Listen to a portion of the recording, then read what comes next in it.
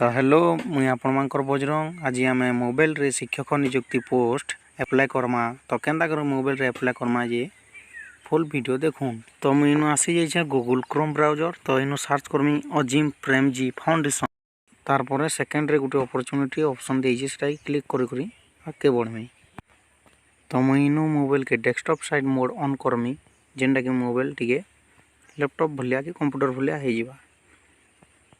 और इन गोटे ऑप्शन आसवा to know more about school teacher opening click here दे तो से जगह के आम क्लिक हेयर करमा।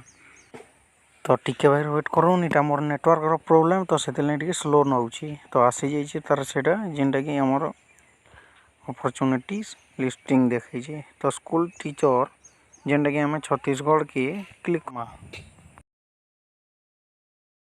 तो ये जगह रे अप्लाई ऑप्शन आसीगलान से अप्लाई ऑप्शन के छी करी आम तार आगे बढ़मा आउ फॉर्मटा फिलअप करमा हेबी। तो संबलपुरिया भाई मान को मोर अनुरोध आउ ई वीडियो के जिन माने देखुन लाइक टे करूँ शेयर टे करूँ कमेंट टे करूँ आउ सब्सक्राइब टे करूँ जे आउ से पाखे थिबा घंटी टी अछि सेटा के टॉप कला छिउन जार द्वारा कि पण माकन के वीडियोटा शॉर्ट पहुंची परवा। तो धन्यवाद भाई माने वीडियो के फुल भावे देखो।